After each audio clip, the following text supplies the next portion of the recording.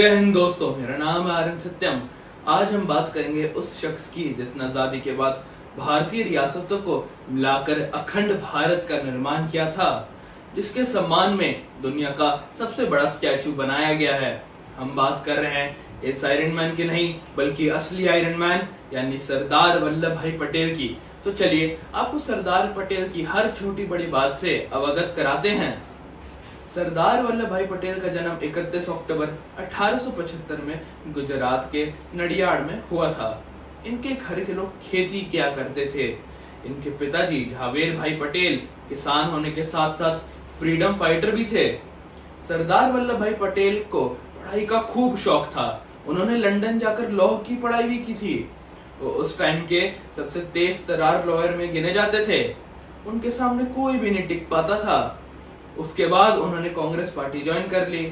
1917 में गुजरात के खेड़ा डिस्ट्रिक्ट में महामारी फैली हुई थी और उसके ठीक होने के बाद खाने की मारामारी हो गई।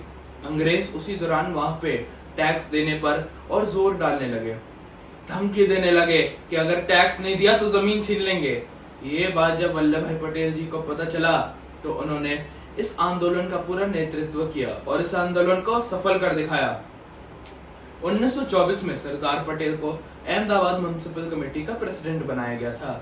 उन वर्षों में उन्होंने वहां की स्वच्छता, पानी की सप्लाई, प्रशासन और टाउन प्लानिंग पर खूब काम किया था। उन्होंने छुआछूत, जातिवाद, शराब के सेवन पर रोक लगाने सहित कई सामाजिक सुधारों की दिशा में बढ़ चढ़कर काम किया था। उस समय उनके नाम के आगे सरदार नहीं लगाया गया था। 1918 में बरदौरी तालुका नाम के गांव में खाने की मारामारी थी और फसल भी नहीं उगी थी और अंग्रेजों ने 6 से 22% टैक्स तक बढ़ा दिया और बोला टैक्स नहीं दोगे तो जमीन हड़प लेंगे। वल्लभ भाई पटेल जब वहां पहुंचे तो उन्होंने पहले कुछ गुप्तचर बनाए और पता लगवाया कि कौन से किसानों की जमीन आज हड़पने वाले हैं। लॉयर होने के नाते उनको सारे कानून की जानकारी थी कि जब तक अंग्रेज अंगूठा या साइन नहीं करवाते तो वो जमीन नहीं हड़प सकते हैं। तो जैसे ही गुप्तचर इनको नाम बताता था, ये किसान को गायब कर देते थे। ऐसे में जिसका घर अंग्रेजों को जमीन नीलामी करानी होती थी वो वहां से गायब हो जाता था। आखिर में अंग्रेज परेशान हो गए क्योंकि ना तो टैक्स मिल रहा है ना जमीन, और वहां की औरतें इस बात से बहुत खुश हो गई और उन्होंने वल्लभ भाई पटेल के नाम को क्या कर दिया, सरदार वल्लभ भाई पटेल। सरदार मतलब लीडर होता है। वर्ल्ड वॉर 2 के बाद अंग्रेज कमजोर हो गए। उन्होंने फैसला लिया कि अब भारत को छोड़ देते हैं क्योंकि हम ज्यादा नहीं टिक पाएंगे यहाँ। अब उसके लिए कांग्रेस को एक आजाद भारत का प्राइम मिनिस्टर चुनना था, तो नया अध्यक्ष चुनने के लिए वोटिंग हुई। देखा गया कि नेहरू जी के नाम पे किसी ने वोट नहीं दिया और दूसरी तरफ 80% वोट सरदार पटेल को मिले थे। जब गांधी जी को पता चला तो उन्होंने कागज में कुछ लिखा और सरदार पटेल को दे दिया और उसको पढ़ने के बाद सरदार पटेल ने अपना प्रधानमंत्री का दावा छोड़ दिया। सब हैरान हो गए और गांधी जी ने नेहरू को प्रधानमंत्री बना दिया। तो जब रिपोर्टर ने पूछा आपने ऐसा क्यों किया गांधी जी, तो गांधी जी ने बोला कि अंग्रेजों से बात करने में नेहरू हमारी मदद करेगा।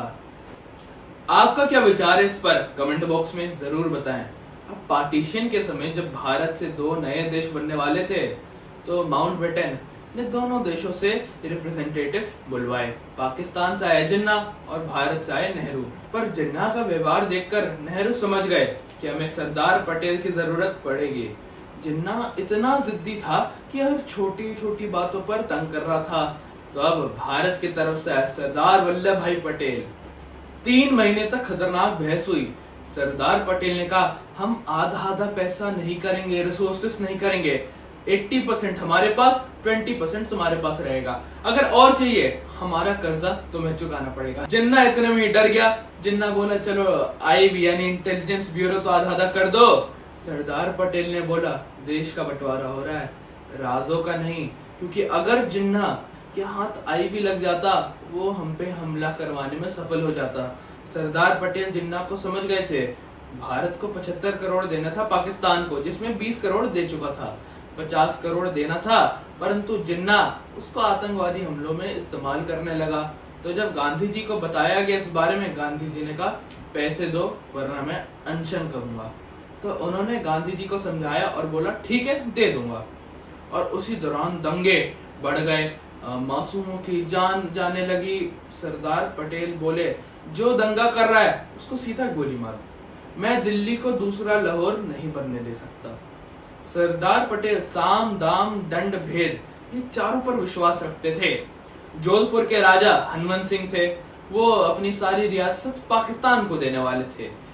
उनका सौदा हो गया था जिन्ना के साथ, परंतु जब ये बात सरदार पटेल को पता चला तो उन्होंने पहले अपने एक आदमी को भेजा उनसे बात करने के लिए। हनुमंत सिंह ने उसके सिर पर बंदूक रख दी और धमका दिया और उसको वहां से भगा दिया। जब सरदार पटेल को ये बात पता चली तो उन्होंने हनुमंत सिंह को दिल्ली बुला लिया। जब हनुमंत सिंह दिल्ली पहुंचा तो सरदार पटेल बोले मैं तुम्हारे पिता का पुराना मित्र हूँ और उन्होंने तुम्हारी जिम्मेदारी मुझे सौंपी है। और उसको पूरा समझाया राजस्थान के लोग हैं हिंदू, और अगर तुम मिलते हो पाकिस्तान के साथ वो तुम्हारा विद्रोह करेंगे और मैं उनका साथ जरूर दूंगा। हनुमंत सिंह डर गया और सरदार पटेल से माफी मांगकर इंस्ट्रूमेंट ऑफ एक्सेशन पर अपने दस्तखत कर दिए। सरदार पटेल जानते थे कि अगर राजस्थान पाकिस्तान से मिल जाता तो पाकिस्तान का बॉर्डर दिल्ली यानी हमारी राजधानी के बहुत करीब आ जाता, और कोई भी बॉर्डर किसी देश के राजधानी के पास हो वहां पर पड़ोसी मुल्क तंग करके रख देगा। इसीलिए उन्होंने अपना दिमाग इस्तेमाल करते हुए राजस्थान को पाकिस्तान का हिस्सा नहीं बनने दिया। जूनागढ़ के साथ भी कुछ ऐसा ही था। जनता थी हिंदू और राजा था मुसलमान। सरदार पटेल ने अपने आदमी को भेजा और बोला कि राजा से मत मिलना, जागीरदारों से मिलना और उनका भरोसा जीतते हुए बोलना कि तुम्हारा नवाब तुम्हें पाकिस्तान में फंसा देगा, वहां पे तुम्हारा जीना मुश्किल हो जाएगा। जैसे ही ये बात फैली वहां पे विद्रोह चालू हो गया। सारे जागीरदार राजा को बोले कि हम नहीं जाएंगे पाकिस्तान। फिर वहां वोटिंग हुई जिसमें से 1,19,000 लोगों ने भारत को वोट दिया और 91 लोगों ने पाकिस्तान को। ऐसे में जूनागढ़ को भारत का हिस्सा बनना पड़ा। वहीं हैदराबाद में और दिक्कत थी। वहां का जो निजाम था वो सरदार पटेल को धमकाए रखा था कि और पाकिस्तान को पैसे दिया जा रहा था ताकि पाकिस्तान कश्मीर में भारत के खिलाफ लड़ने में मजबूत हो, हथियार खरीदे। उस दौरान हैदराबाद काफी पावरफुल था, वहां हिंदुओं पर खूब अत्याचार हो रहा था, बहुत शर्मनाक चीज हो रही थी। सरदार पटेल ने खूब बात करने का प्रयास किया, परंतु लातों के भूत बातों से कहा मानते हैं। सरदार पटेल ने वहां सेना को भेजा, 5 दिन युद्ध चली और उसके बाद हैदराबाद भारत का हिस्सा बन गया। इसी तरह कश्मीर में भी दिक्कत आ रही थी, उस पर हमारा वीडियो है इंडो पाक फर्स्ट वॉर, वो भी आप जरूर देखें, डिस्क्रिप्शन में उसका लिंक डाल देंगे। तो जब कश्मीर भारत का हिस्सा बन गया तो शेख अब्दुल्ला पहुंचा जम्मू कश्मीर के लिए स्पेशल स्टेटस की मांग करने, और नेहरू उसका प्रस्ताव स्वीकार कर लिया। सरदार पटेल जानते थे आज ये स्पेशल स्टेटस मांग रहे हैं, कल अपनी फ्री कंट्री मांगेंगे। इसलिए सरदार पटेल ने आर्टिकल 370 में ये ऐड कर दिया कि संसद जब चाहे राष्ट्रपति की सहमति के साथ धारा 370 को खत्म कर सकती है, जैसा 5 अगस्त 2019 को बीजेपी के शासनकाल में हुआ। सरदार पटेल चाइना के बारे में पहले ही समझ गए थे। इन्होंने नेहरू को बोला था कि चाइना से दूर रहें, वो कम्युनिस्ट है, हम वो डेमोक्रेटिक। परंतु नेहरू ने चाइना से दोस्ती कर ली और उसको प्रमोट भी किया। फिर आगे जाके वही हुआ जिसका सरदार पटेल को डर था। 1950 में चाइना ने तिब्बत पे हमला किया, 1962 में अक्साई चीन पर चाइना ने हमला बोला और उसको अपने कब्जे में कर लिया।